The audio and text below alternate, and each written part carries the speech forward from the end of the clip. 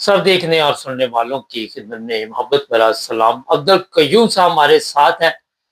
Sir, ये एक तरफ तो बड़ी पोस्टर लगाई जाती है कि पाकिस्तान में दहशत गर्दों का जी हम नामो निशान खत्म कर देंगे, हम इनको मुंह तोड़ जवाब देंगे, मगर दहशत गर्दी तो रुकी नहीं गई। आप देखें कि ये जो ये जो इन्होंने इंटीरियर मिनिस्टर जो एक किस्म का एक जंगली आदमी था उसको बनाया, तो उसने बोला था ये एक थानेदार की मार है बलूचिस्तान। आप देखिए वहां पे रोज हर रोज मकसद ये आज की बात नहीं, परसों तरसों देखें कितने इनके बंदे मारे हैं वहां पे फ्रंटियर में। उनके ऑफिसर भी मारे हैं, उनके जवान मारे हैं, पुलिस का हेडक्वार्टर इतना बुरे तरीके से तबाह किया है कि वो ऐसे पता लगता है जैसे ये गजा है या उधर इसराइल बन गया है। ये जो चीफ ऑफ आर्मी स्टाफ है, मेरे ख्याल में इसको अगर इसके अंदर गैरत हो तो ये रिजाइन करे। ये बंदा जब से आया है, जब से इससे पहले बाजवा था और इससे पहले कहनी जितने बंदे इन्होंने फौज के मरवाए हैं, जितनी फौज मरवाई है और खुद वहां बैठे हुए हैं। आप देखें ईरान में उनके जनरल जो है उन्होंने कुर्बानियां दी हैं, उनके वजीरों ने कुर्बानियां दी हैं, उनके बादशाह जो जो आप कहें कि उनका जो सरबराह है उन्होंने कुर्बानियां दी हैं।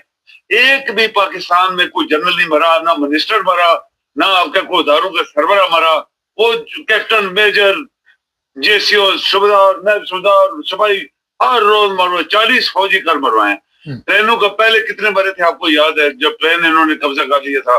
इसके बाद कोई दिन बचता नहीं है जब हम सुनते नहीं है 2 4 6 5 10 फौजी मारे गए। ये बंदा जो है ये इसको मेरे ख्याल में वो एक अशरफी है, लाहौर का दाढ़ी वाला मनौस और वो मुनाफिक किस्म का एक मुल्ला है जो इसकी क्या कहते हैं वो मरीदी के लिए तैयार हो गया था। उसके साथ मिलकर ये मुल्ला बने, किसी मस्जिद में चला जाए, वहां एक खनगाह बनाए और उधर जाके बैठ जाए। इसको रिजाइन करना चाहिए। ये सबसे खतरनाक शख्स पाकिस्तान को अभी मिला है। इन करप्ट लोगों ने इसको चुना। ये जो लोहरी हैं और जरदारी और एमक्यूएम के साथ मिली है, ये कातिल लोग हैं। ये पाकिस्तान का नालायक तरीन जनरल जो पाकिस्तान को अभी इस वक्त हावी हो गया है, इसने फील्ड मार्शल फला फला फला सब डंडे से लिया है। ये नालायक तरीन आदमी है। पीछे बड़े बड़े काबुल लोग बैठे, जनरल लोग घर चले जाएंगे। इसको शर्म अगर है, इसके अंदर गैरत है इस बंदे के अंदर। ये बेगैरत किस्म का आदमी है। ये आधे मुल्ले का लड़का है, आधे टीचर का लड़का है जो प्राइमरी स्कूल का हेडमास्टर था। तो इसको रिजाइन करे, पाकिस्तान को चलने दे, पाकिस्तान को काबुल जरनैलों के हवाले करे, ताकि ये सारे जो मसले हैं पाकिस्तान के, जो टेररिज्म, कोई टेररिज्म नहीं है।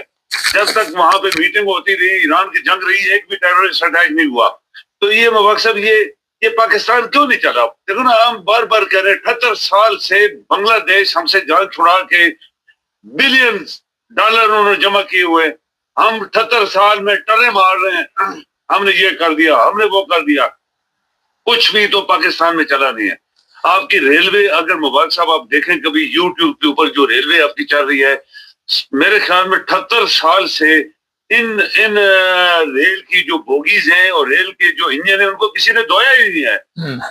आप पटड़ी देखें, गंदगी के ढेर लगे हुए स्टेशनों के ऊपर, पटड़ी। आप चाइना का देखें, आप चाइना की एक मिनट उनकी ड्रेस देखें, जासूस से भी अच्छा, जासूस से भी खूबसूरत उन्होंने चला रही है। वो कौन लोग हैं भाई? हम कौन है और वो कौन लोग हैं?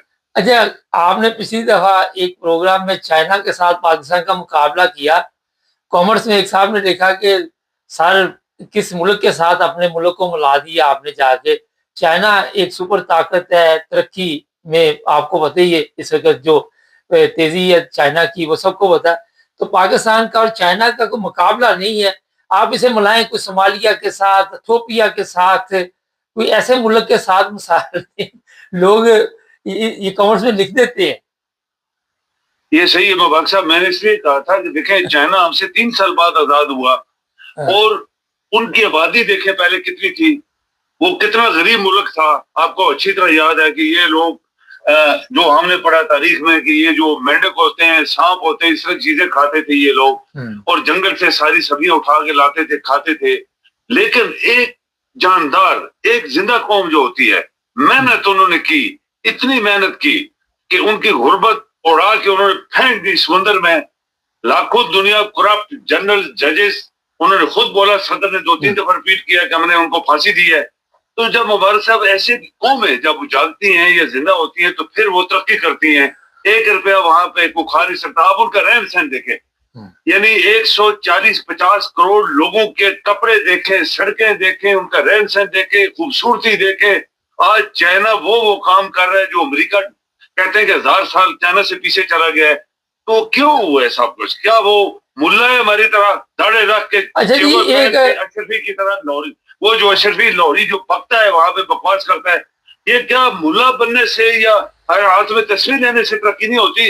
محنت, دیانتداری, قوم اپنے ملک کو بنانے کے لیے مبارک صاحب کام کرنا پڑتا ہے, اور انہوں نے کام کیا, دنیا کے اوپر چھا گئے. وہ کوئی مسلمان نہیں ہے. ایک سوال ہے یہاں پہ. اچھا سر, میرے ساتھ 5-6 سال سے پروگرام کر رہے ہیں, میں نے کبھی ان کے ساتھ ان سے نہیں پوچھا کہ آپ کا مذہب کیا ہے, آپ کا فرقہ کیا ہے, انہوں نے مجھے نہیں کبھی پوچھا. ایک ایوارڈ ملا پاکستان میں, اور وہ جی احمدی ہے, اور ملا صاحب میدان میں آئے ہوئے, کہتے ہیں یہ ایوارڈ واپس لو اس سے. اب دیکھیں یہ پاکستان کی جو بدبختی, آپ کو پتا ہونا چاہیے مبارک صاحب کے فوج کے اندر جب پاکستان بنا تھا تو اس میں آپ دیکھیں کس طرح لوگ قائد اعظم نے چنے تھے. وزیر خارجہ کون تھا, منسٹر آف انٹیریئر کون تھا, جج کون تھے, یہ سب مختلف ہے.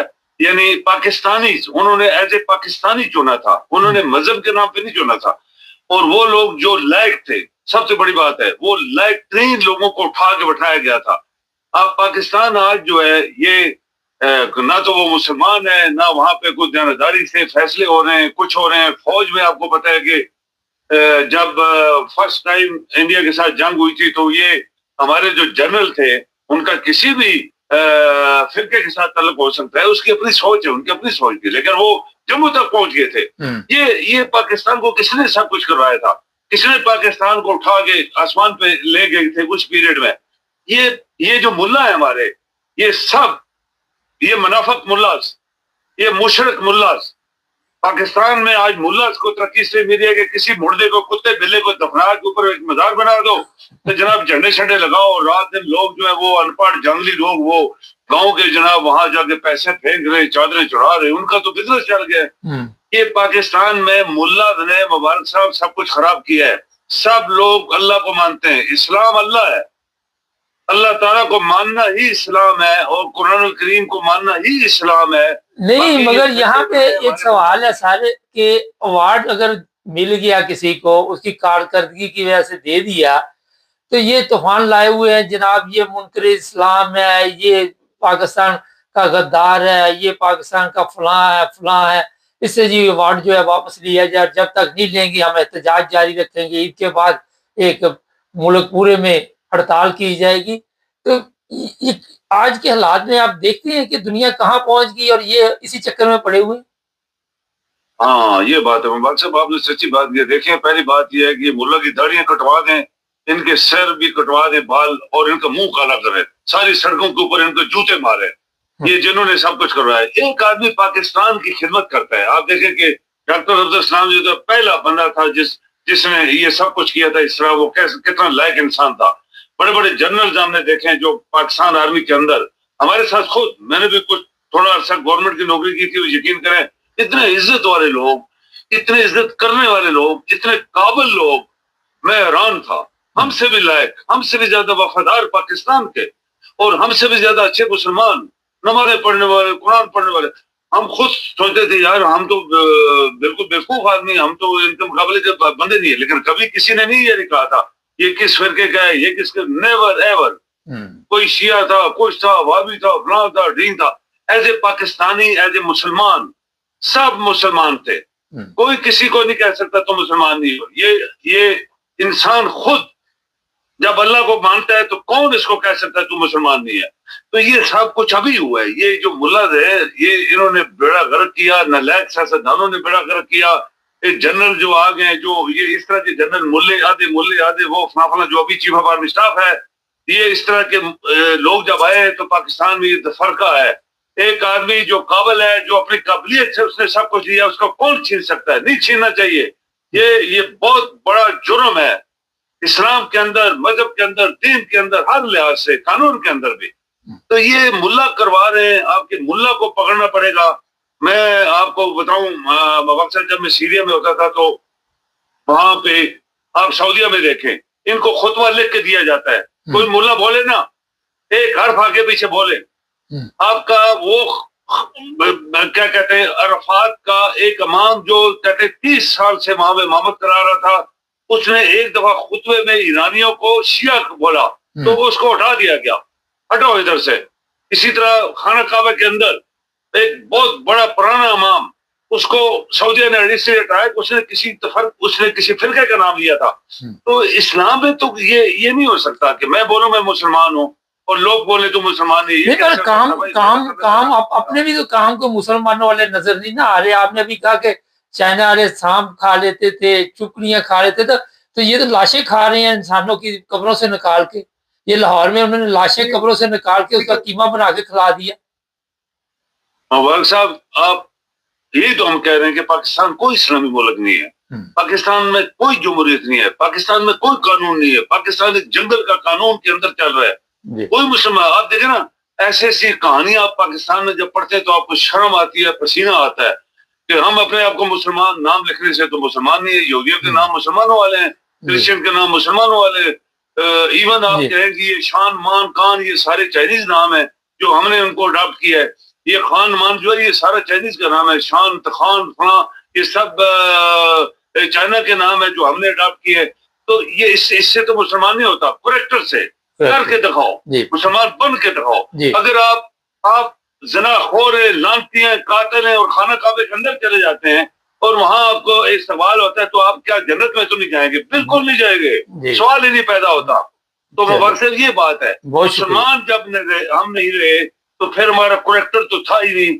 تو پھر ہم اس طرح کے جس کے ساتھ زیادتی ہوئی ہے, جس کو ایک تمغہ ملا ہے, اس نے اپنی کارکردگی سے لیا ہوگا, اس نے کوئی سفارش کرا کے نہیں لیا ہوگا. جیسے ابھی سارے چیف آف آرمی سب سفارتی تھے, تو اس کے سے چھیننا یہ جرم ہے, بہت بڑا مذہبی جرم ہے, قانونی جرم ہے, ہر لحاظ سے جرم ہے. بہت شکریہ سر. جی مہربانی. نہیں یہ تھے یہ قیوم صاحب, اور بڑا سخت پروپیگنڈا اس وقت چل رہا ہے, لیکن میرا خیال ہے کہ دیکھتے ہیں آگے کیا ہوتا ہے. آپ کو اپڈیٹ کرتے رہیں گے, چینل کو سبسکرائب کریں, جڑے رہیں.